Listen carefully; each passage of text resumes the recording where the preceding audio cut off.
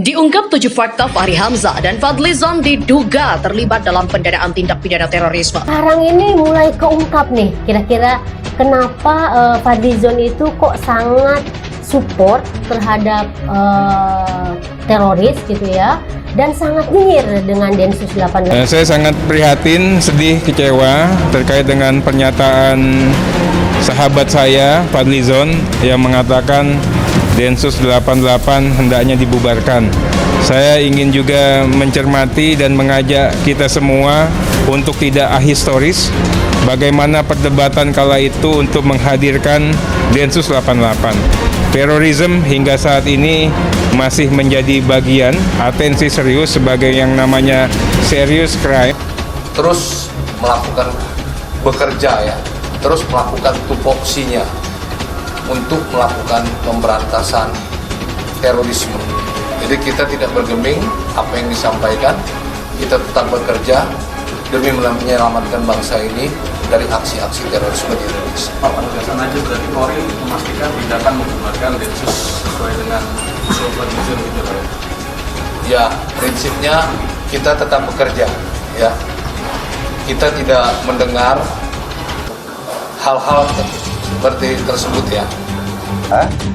Kalau kita lacak-lacak, Hilal Ahmar Society ini atau HASI ini adalah organisasi yang dikategorikan sebagai organisasi teroris Oleh PBB ya? oleh Eropa Commission, bahkan oleh PBB sudah dikategorikan sebagai organisasi teroris. Dan Pengadilan Negeri Jakarta Pusat juga sudah menyatakan HASI sebagai organisasi terlarang.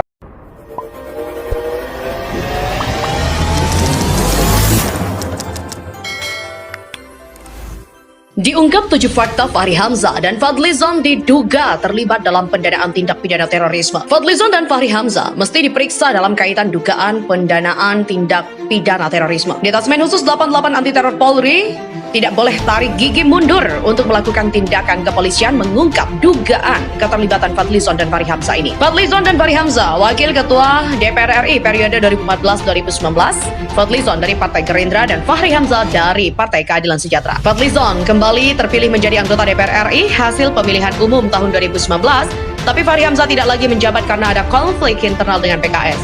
Dimas Angga Persada tertangkap karena terlibat tindak pidana terorisme pada Rabu 9 Maret kemarin. Dimas Angga Persada dijaring melanggar Undang-Undang Nomor 5 Tahun 2018 tentang perubahan atas Undang-Undang Nomor 15 Tahun 2003 tentang penetapan peraturan pemerintah pengganti Undang-Undang Nomor 1 Tahun 2002 tentang pemberantasan tindak pidana terorisme menjadi undang-undang. Dimas Angga Persada dari Hilal Ahmar Society Indonesia atau HASI menerima aliran dana dari Fadlizon dan Fahri Hamzah sebesar $20.000 di gedung DPR RI Jakarta pada 28 Mei. Melalui media sosial, warganet mengungkap nama Fadlizon dan Fahri Hamzah sebagai telah membantu pendanaan kegiatan terorisme di Suriah pada 28 Mei 2015 melalui Angga Dimas Persada dari HASI, sebuah organisasi yang terafiliasi dengan organisasi teroris Jamaah Islamiyah. Fakta-fakta versi warganet. 7 fakta ungkap dugaan keterlibatan Fadlizon dan Fahri Hamzah dengan kegiatan terorisme antara lain.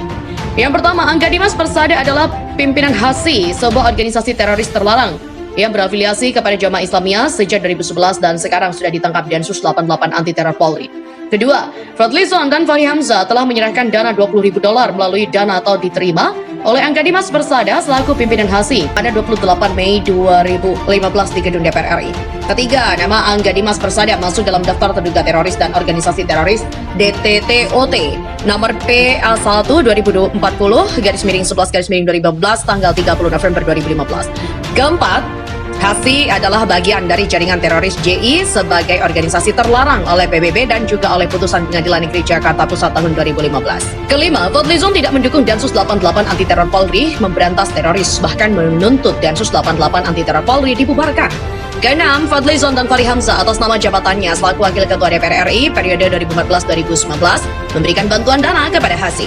Ketujuh, Dimas Angga Persada diduga teroris dari HASI telah ditangkap Densus 88 Anti Teror Polri tanggal 9 Maret 2022.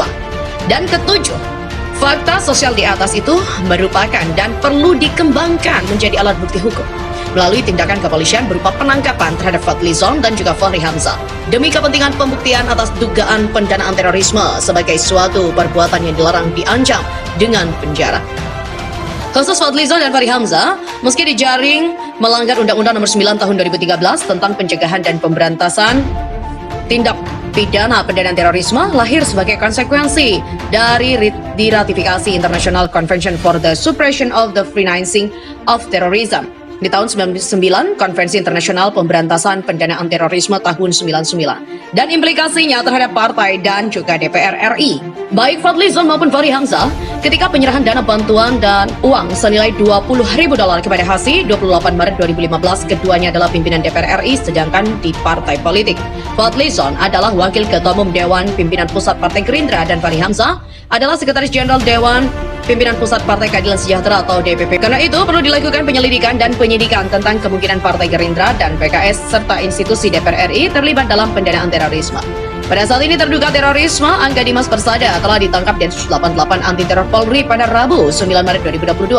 Karena itu juga sangat beralasan hukum untuk menuntut Densus 88 Anti Teror Polri agar terhadap Fadlizon dan Fahri Hamzah dikenakan tindakan kepolisian berupa penangkapan guna dimintai pertanggungjawaban pidana dengan instrumen Undang-Undang Nomor 9 Tahun 2013 tentang pencegahan dan pemberantasan tindak pidana pendanaan terorisme. Tuntutan penangkapan Densus 88 Anti Teror Polri guna memastikan apakah benar Fadlizon dan Fahri Hamzah pada 28 Mei 2015 di gedung DPR RI pernah memberikan bantuan uang $20.000. Apakah Partai Gerindra dan Partai PKS bisa dimintai pertanggungjawaban dari sisi undang-undang partai politik karena tindak pidana teroris tidak termasuk kualifikasi tindak pidana politik?